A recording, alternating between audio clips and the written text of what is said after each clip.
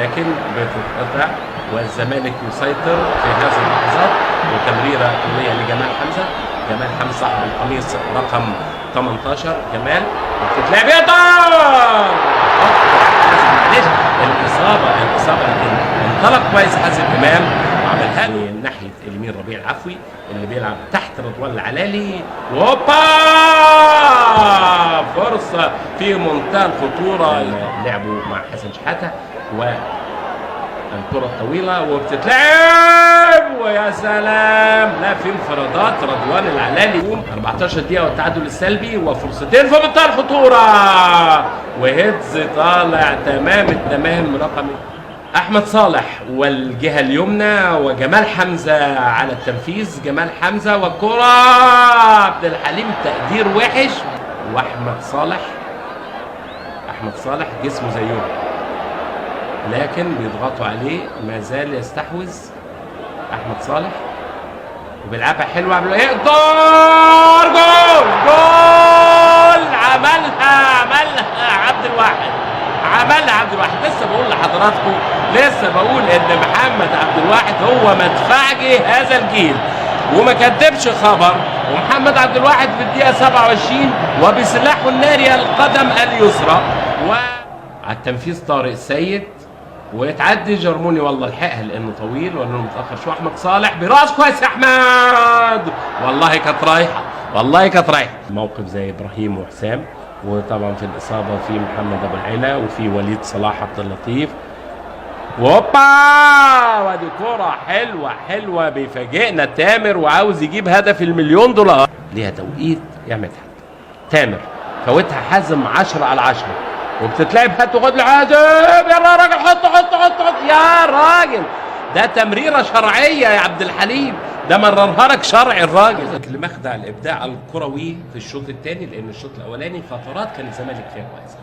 تمريره لجمال حمزه وحلوه قوي ناحيه الشمال عنده فرصه يشوط وحطها.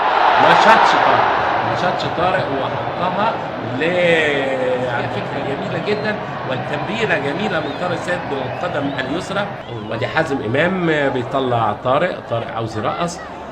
خالد خامه وترجع تاني لتامر وبتتلعب تمريره بينيه. حط يا راجل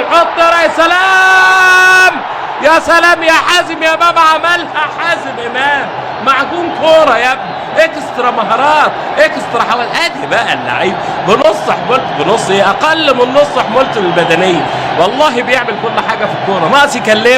ناقص يكلمها. شوف بقى الفرق بينه وبين عبد الحليم.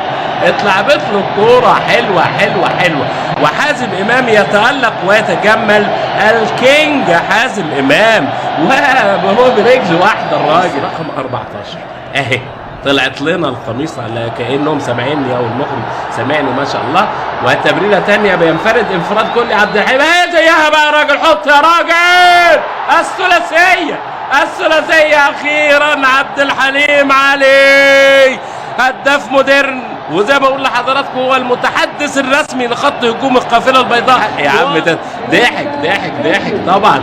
هو بقى اهي حطها هو خدها غشها من حازم امام. دي مغشوشه يا عبد الحليم وهو هداف مفيش شك وهو المتحدث الرسمي لخط هجوم الاهلي في خط هجوم الزمالك. ربيع العفوي وبيلعبها كوره وبيشوطها اللعيب قوي بتاعهم وترجع تاني وبتتحط جول لزادي جيوم. مقتنع بيه جدا. كابرال حطها حلو على يمين واحد وفضل 11 دقيقة. ما يهموش يجيب اجوال يهمه يجيش في جوال. النتيجة 3-1.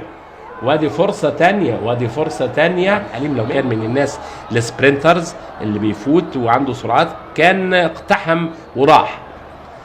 شيكابالا وكمونة بيحاول. كمونة معاه ابو جمعة قصاب وبيرجعها لبشير وبيجرب اتخطف التمريرات على الضيق وتروح لزاد جيوم وزاد جيوم عاوز طويل. زاد جيوم وشاط كوره خطر جدا اعتقد وفي هذه اللحظة أحبائي الكرام، اللحظة التاريخية لنادي الزمالك، يطلق الحكم التونسي هشام قراط صفارته ليعلن نهاية هذا اللقاء المثير. خالد الغندور وال11 كيلو جرام الفضة، وخالد الغندور ربنا يوفقك يا ابني تعرف تشيله.